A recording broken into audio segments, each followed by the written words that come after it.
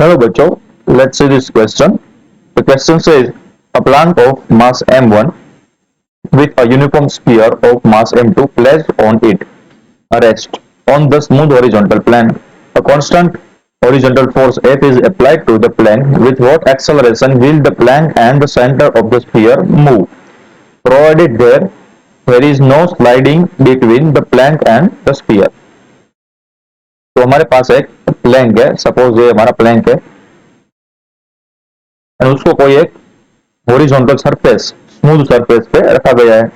ये हमारी smooth surface थी, तो there is no friction between plank and surface and उसके ऊपर एक स्फीयर को रखा गया है। सपोज ये उसका सेंटर था P। तो हमें बताना है कि जब ये प्लैंक पर इस डायरेक्शन में फोर्स लगना स्टार्ट होगा तो ये प्लैंक का एक्सेलरेशन क्या होगा एंड जो स्फीयर के सेंटर का एक्सेलरेशन क्या होगा वो हमें फाइंड करना है। तो हम इस फॉर्मूले में जो की कंसेप्ट यूज करने वाले हैं वो होगा, पहला तो क्या होगा, Newton's force law. Newton's force law इसे गिवन होता है summation of F external is equal to mass times acceleration. जो सेकंड वन है वो होगा टॉर्क। ठीक है, ये बहुत ही बेसिक है बट मैं भी लिख रहा हूं आपके कंसेप्ट के लिए। तो टॉर्क का जो फॉर्मूला होता है वो हमें पता है, R perpendicular times F and also it can be given by I times alpha. तो हम इन दोनों कंसेप्ट का यूज करने वाले हैं। तो देखते हैं कि पूरा सिस्टम है उस पर कौन से फोर्स लग रहे हैं। तो देखो हमें सरफेस एंड प्लैंक पर जो फ्रिक्शन फोर्स लग रहा है वो जीरो है, बट प्लैंक एंड स्फीयर पर क्या फ्रिक्शन फोर्स लग रहा है, क्या डेटा गिवन है। ठीक है, तो एक बार देखोगे तो आपको डेटा नहीं मिलेगा, यानी कि जो friction force between sphere and plank, ठीक है, वो आपको कहीं पर डेटा नहीं गिवन है। बट थोड़ा सा ध्यान से देखोगे तो यहाँ पर कुछ लिखा हुआ है, provided there is no sliding between the plank and the sphere.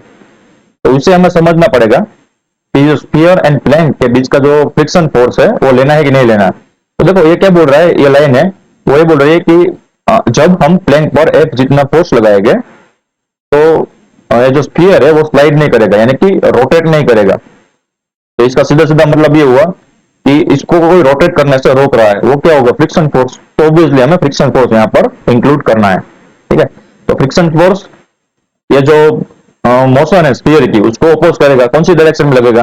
ये जो पॉइंट ऑफ कांटेक्ट है, let's suppose point of contact यहाँ पर है P। तो पॉइंट जो इन दोनों के बीच का जो कनेक्शन पॉइंट है उससे इस डायरेक्शन में लगेगा हमारा फ्रिक्शन फोर्स। ठीक है, अब ये जो फ्रिक्शन फोर्स लगेगा तो उसका रिएक्शन फोर्स भी लगेगा ना, एक्शन हुआ तो रिएक्शन फोर्स कौन सी डायरेक्शन में लगेगा। ठीक है, ये प्लैंक के द्वारा स्फीयर पर फ्रिक्शन फोर्स लगा। ठीक है, तो इसके वजह से क्या होगा कि इस डायरेक्शन में सेंटर पर इस डायरेक्शन में फ्रिक्शन फोर्स जितना मैग्नीट्यूड था बट ऑपोजिट डायरेक्शन में फोर्स लगेगा पूरे के पूरे स्फीयर पर। ठीक है, जो कि होगा एक्शन रिएक्शन पेयर। ठीक है, एंड अगेन स्फीयर के द्वारा प्लैंक पर कितना फोर्स लगेगा। तो देखो स्फीयर है वो कौन सी डायरेक्शन में मूव करे। फॉर एग्जांपल सपोज इस जो स्फीयर थी वो स्टेशनरी थी एंड ये प्लैंक था वो कौन सी डायरेक्शन में मूव करना चाहेगा। तो प्लैंक पर फोर्स लगने के बाद प्लैंक इस डायरेक्शन में मूव करना चाहेगा ना, तो स्फीयर प्लैंक पर कौन सी डायरेक्शन में फोर्स लगाना स्टार्ट कर देगा, तो उसकी ऑपोजिट डायरेक्शन में, यानी कि एफ पर, जो कि हमने इंक्लूड कर दिया है। तो हम कह सकते हैं कि जो प्लैंक है वो स्फीयर पर एफ आर जितना फ्रिक्शन फोर्स पीछे की ओर लगा रहा है एंड सेम जो स्फीयर है वो प्लैंक पर भी एफ आर जितना फोर्स पीछे की ओर लगा रहा होगा। ठीक है, क्योंकि जो फ्रिक्शन फोर्स है वो मोशन का अपोज करता है।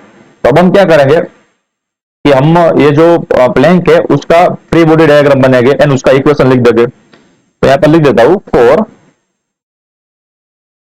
प्लैंक।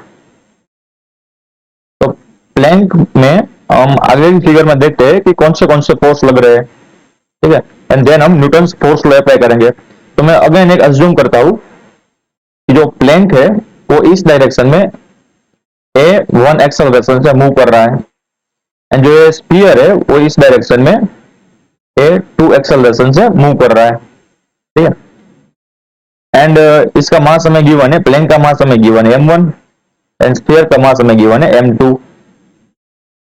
अब देखो एक और सिचुएशन होगी कि नहीं, आप थोड़ी देर के लिए अज्यूम करो कि प्लैंक एंड स्फीयर के बीच में फ्रिक्शन फोर्स 0 था, तो ये जो स्फीयर था वो कौन सी डायरेक्शन में रोटेट करना स्टार्ट कर देता, ठीक है। उसमें ट्रांसलेशन मोशन तो होता ही, प्लस उसमें एक रोटेशनल मोशन भी आता, कौन सी डायरेक्शन में आता, तो इस डायरेक्शन में ऐसे मूव करना स्टार्ट कर देता, ठीक है। तो हम अज्यूम करते हैं जब हम फ्रिक्शन लेस सरफेस हो इन दोनों के बीच में, तो वो एक्सेलरेशन होता है, वो क्या होता है, अल्फा होता, अल्फा एक्सेलरेशन से रोटेट करना स्टार्ट कर देता। बट यहाँ पर वो क्या हो रहा है, कैंसल आउट हो रहा है, ठीक है। तो हम ये बात ध्यान में रखेंगे। तो देखो कि प्लैंक के लिए हम क्या करेंगे, इक्वेशन ऑफ मोशन लिखेंगे। तो क्या था इक्वेशन ऑफ मोशन का फॉर्मूला, या फिर फोर्स लॉ का formula, F summation of F external is equal to mass time acceleration. हम प्लैंक के लिए लिख रहे हैं, तो प्लैंक के ऊपर जितने भी फोर्स लग रहे हैं वो यहाँ पर इंक्लूड करेंगे विथ डायरेक्शन, ठीक है। तो ये जो वाली डायरेक्शन है उसको हम प्लस कन्वेंशनली लेते हैं, ये जो वाली डायरेक्शन है वो माइनस लेते हैं। तो राइट साइड एक फोर्स लग रहा है एंड प्लस, ठीक है, समेशन यानी कि प्लस, और कौन सा फोर्स लग रहा है, फ्रिक्शन फोर्स भी लग रहा है ना, ड्यू टू द स्फीयर, ठीक है। स्फीयर प्लैंक पर भी फ्रिक्शन फोर्स लगाएगा, कौन सी डायरेक्शन में, ऑपोजिट डायरेक्शन में, यानी कि minus F R. F R is equal to क्या होगा, तो उसके बावजूद भी, इतने फोर्स लग रहे के बावजूद भी प्लैंक आगे बढ़ रहा है, तो इसका मतलब ये हुआ कि यहाँ पर आएगा प्लैंक का मास एंड प्लैंक का एक्सेलरेशन, जो कि हमने अज्यूम किया a1, दोनों पॉजिटिव डायरेक्शन में। तो ये हमारा पहला इक्वेशन हो गया। अब हम सेम चीज करेंगे फॉर स्फीयर, ठीक है। तो स्फीयर पर कितने फोर्स लग रहे हैं वो हम बताएंगे। देखो स्फीयर पर एक तो एफ आर जितना फोर्स लग रहा है, ये वाला फोर्स, स्फीयर के सेंटर पर, हम टॉर्क की बात नहीं कर रहे, ठीक है। जो टॉर्क दे रहा है वो हम फोर्स इंक्लूड नहीं कर रहे, जो उसको ट्रांसलेशन मोशन में हेल्प कर रहा है वही फोर्स ले रहे हैं। तो ट्रांसलेशन मोशन में जो वही फोर्स लो जो उसके सेंटर ऑफ मास पे लग रहे हो, तो सेंटर ऑफ मास पर सिर्फ एक ही फोर्स लग रहा है ना, एफ आर, ठीक है।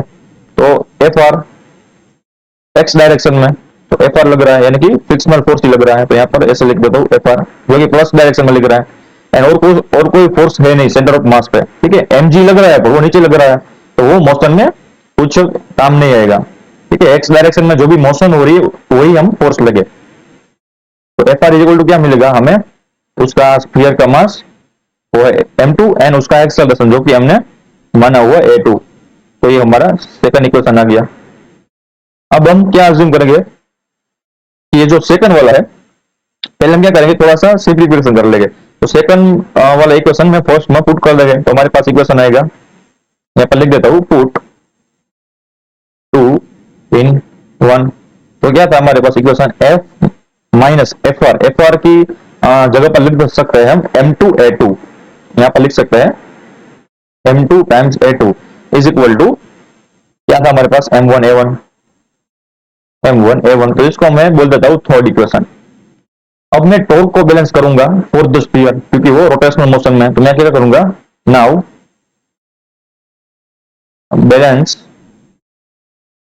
Balancing the torque. अब लोग क्या फाइंड करेंगे, नाउ बैलेंसिंग द टॉर्क, ठीक है। टॉर्क बैलेंस कर रहे, क्यों, क्योंकि ये जो स्फीयर है वो स्लाइड नहीं कर रहे, यानी कि स्फीयर रोटेट नहीं कर रहा है अपनी एक्सिस पर, क्योंकि हमें गिवन है ना, no sliding between the plank and the sphere. तो ये स्फीयर घूमना चाहता है इस डायरेक्शन में, ठीक है। ये जो वाली डायरेक्शन है उसमें घूमना चाहता है अपने एक्सिस पर, बट उसको कोई रोक रहा है। वो कौन सा फोर्स रोक रहा है, देख लो, ये वाला फोर्स रोक रहा है, ठीक है ना। तो इससे टॉर्क बन रहा है, ठीक है, एंटी क्लॉकवाइज टॉर्क बन रहा है। यहाँ पर मैं वापस से दिखा देता हूँ कि जो स्फीयर था, अगर फ्रिक्शन फोर्स नहीं होता तो इस डायरेक्शन में अल्फा एंगुलर एक्सेलरेशन से मूव करना स्टार्ट कर देगा, यानी कि रोटेट करना स्टार्ट कर देगा। बट ये फ्रिक्शन फोर्स है वो उसे रोक रहा है एंड बैलेंस आउट कर रहा है। तो फ्रिक्शन फोर्स की वजह से ऑपोजिट टॉर्क लगेगा वो इस डायरेक्शन में लगेगा, ठीक है। तो यहाँ पर मैं लिख देता हूं कि due to the friction force कितना टॉर्क लगेगा, तो हमें पता है आर टाइम्स एफ आर, ठीक है। अब हम इसको हम नेगेटिव मान ले, फॉर एग्जांपल लेट्स से, क्योंकि दोनों ऑपोजिट डायरेक्शन में फोर्स लग रहे हैं। तो अगेन ये क्या हो रहा है, ये जो अल्फा एंगुलर एक्सेलरेशन है वो कौन किसका है, तो ये स्फीयर का है। कौन दे रहा था, तो ये वाला फोर्स दे रहा था, ठीक है ना। उसकी वजह से ही तो वो अल्फा एंगुलर एक्सेलरेशन से मूव कर रहा था। तो इसमें जो अल्फा एंगुलर एक्सेलरेशन है उसकी वजह से टॉर्क कितना बनेगा इस पूरे के पूरे स्फीयर में, तो वो होगा आई अल्फा। तो हम यहाँ पर लिख सकते हैं आई अल्फा, जो कि होगा पॉजिटिव डायरेक्शन में, ठीक है।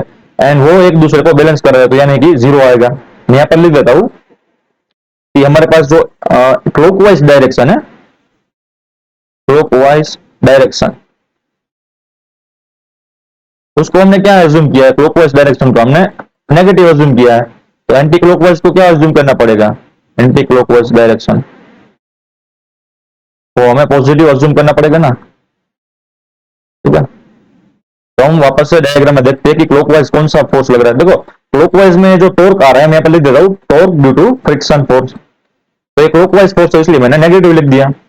एंड जो अल्फा वाला है वो एंटी क्लॉकवाइज है, ठीक है। तो अल्फा की वजह से जो टॉर्क प्रोड्यूस हो रहा है स्फीयर पर वो एंटी क्लॉकवाइज है, इसकी वजह से मैंने प्लस लिख दिया। एंड इन दोनों का सम करेगा तो क्या आना चाहिए, जीरो होना चाहिए, तो वही है टॉर्क बैलेंस। तो यहां से क्या हमें मिला, एफ आर की वैल्यू मिल जाएगी, F R is equal to I times alpha divided by R. या फिर हम अल्फा की वैल्यू यहां से निकाल लेते हैं, तो अल्फा क्या आएगा, देखो alpha is equal to R times F R divided by I. इसको मैं बोलता हूँ fourth equation.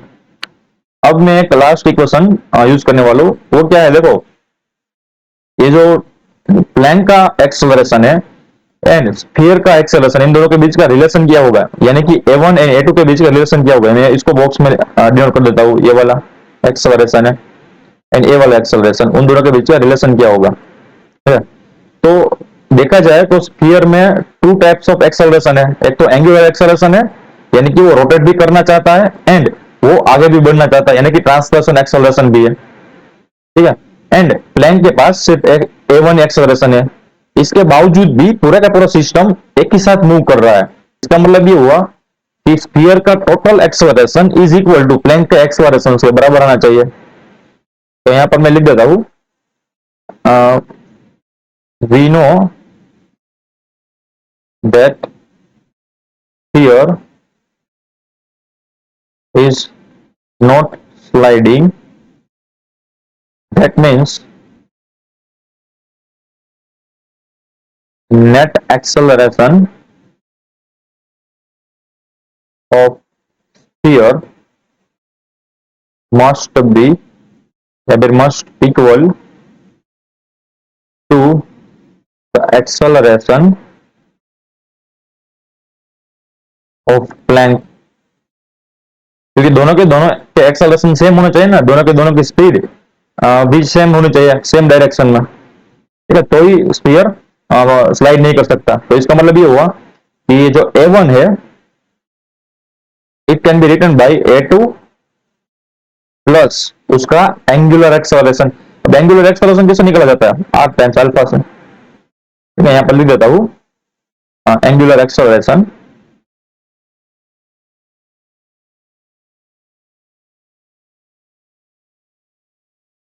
Is equal to R alpha, ठीक है। तो ये नेट एक्सेलरेशन हो गया,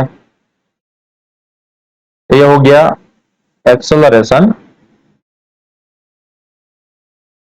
ऑफ प्लैंक एंड ये कंबाइन एक्सेलरेशन है, एक्सेलरेशन ऑफ स्फीयर। तो ये दोनों इक्वल आना चाहिए।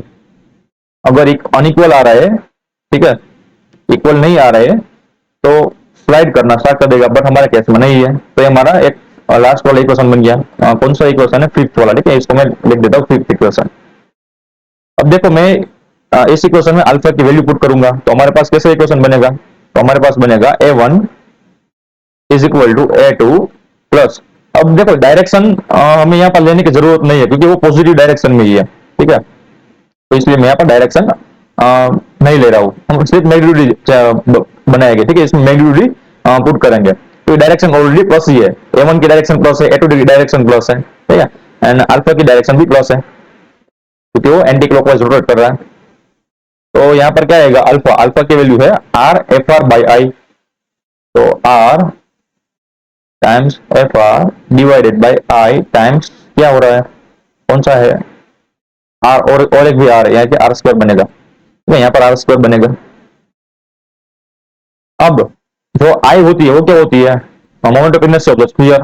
तो moment of inertia of the sphere about its centre, क्योंकि सेंटर पे ही वो घूमना चाह रहा है, तो क्या होगा, आई स्फीयर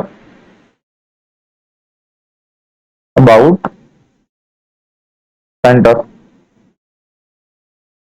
तो क्या होता है 2/5 एम आर स्क्वायर। अब यहाँ पर इसको मैं वैल्यू पुट कर देता हूँ, तो हमारे पास मिलेगा equation A1 is equal to A2 plus R square F R divided by 2/5, यानी कि 5/2 बन जाएगा, 5/2। यहाँ पर जो मास आएगा वो स्फीयर का मास आएगा, यानी कि m2 आएगा, N R square, R square cancel हो गया, तो हमारे पास बचा eventually equation is A1 is equal to A2 plus 5/2 F R divided by m2। ठीक है, इसको मैं बोलता हूँ 6th इक्वेशन। अब हम इसमें से A1 एंड A2 को कंपेयर करने वाले, फाइंड करने वाले। ठीक है, हमारे सारे के सारे इक्वेशन आ गए। अब एफ आर की वैल्यू हमारे पास है नहीं, तो हम सेकंड वाले इक्वेशन से एफ आर की वैल्यू पुट करेंगे। तो यहां से लिख देंगे हमारे पास जो इक्वेशन 6, उसमें एफ आर की वैल्यू क्या लिखेंगे, A1 is equal to A2 plus 5/2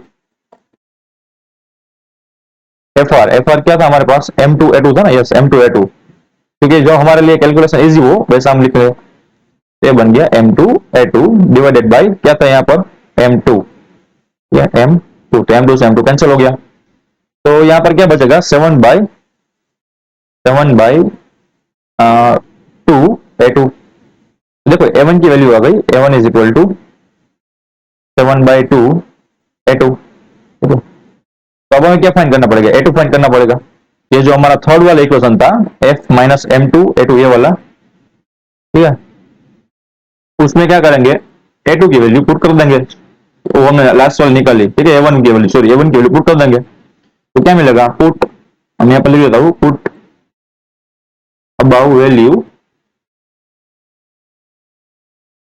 इन, कौन सा वाला इक्वेशन था, यस थर्ड वाला, इन थर्ड इक्वेशन। तो हमें क्या मिलेगा, देखो A1 की जगह पर पुट कर दो वैल्यू, तो F minus M2 A2, F minus M2 A2 and is equal to the M1 A1। ठीक है, तो M1 A1 की जगह पर रख दो 7/2 A2, तो यहाँ से A2 की वैल्यू F के फॉर्म में आ जाएगी, वही हमें चाहिए। तो यहाँ पर बचेगा finally F is equal to